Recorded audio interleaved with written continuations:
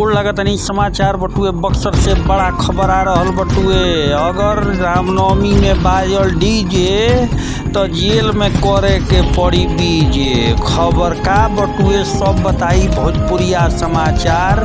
Channel पर नया बानी तो सब्सक्राइब करी, कमेंट करके बताई कि रौरा का लागता, शेयर जरूर करी।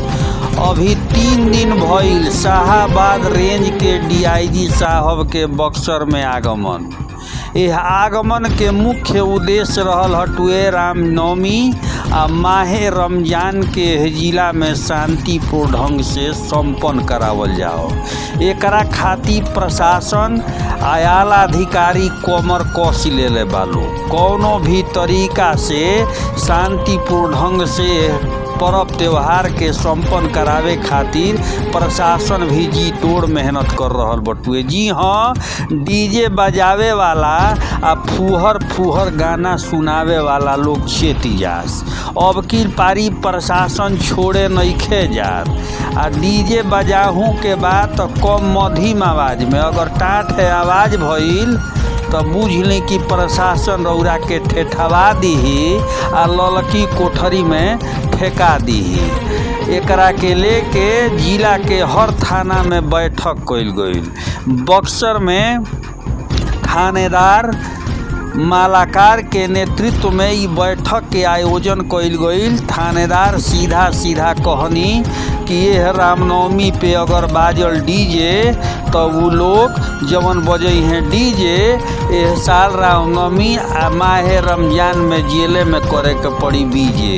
अब जेल में बीजे का कहाला भोजपुरिया भाषी लोग बुझ गइल होई।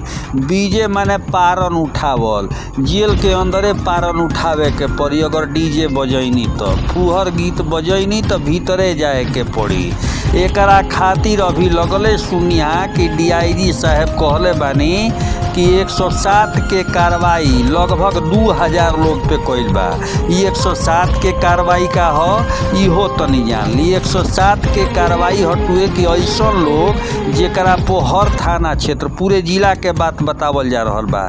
हर थाना क्षेत्र में कुछ उत्पाती लोग बा। ये उत्पाती लोग के थाना के क्षेत्र के थानेदार चिन्हित करके इनका से बाउंड भरवैले बने कि अगर तहारा क्षेत्र में कौनो गड़बड़ी भइल तो तहार चल आ अचल संपत्ति से 50,000 रुपया के वसूली कइल जाई। एह से ऐसन गड़बड़ी करे वाला जेकरा के प्रशासन चिन्हित कइले बा उनको के जिम्मेवारी दिहल गइल बा कि डीजे फीजे फूहर गाना केहू समाज में वैमनस्यता फैलावता, केहू अकबक करता, केहू निशा में झूमता। ऐसा लोग पे प्रशासन ठेठवावे जा रहल बिया, ललकी कोठरी में ढुकावे जा रहल बिया। वो जे बक्सर जिला के मुरार थाना में भी समाज सेवी लोग के बुला के थानेदार रविकांत प्रसाद साफ लहजा में कहले कि अगर कहीं डीजे बाजल तो ई जान ली कि हम खैर नहीं खे। मतलब साफ बटुए कि शांति ढंग से जिए वाला लोग से बक्सर प्रशासन के बैर नहीं खे आ डीजे बजावे वाला लोग के अब खैर नहीं खे। ऐसा लोग के पुलिस ठेठवाई आ ललकी कोठरी यानी सेंट्रल जेल में ढुकाई। एकरा खातिर प्रशासन पूरी तरह से मुस्तैद बिया, लगातार अभियान चला रहल बिया। लगातार अभियान एह से चलावल जाता कि माहे रमजान बा आ साथे साथे रामनवमी के त्योहार बा।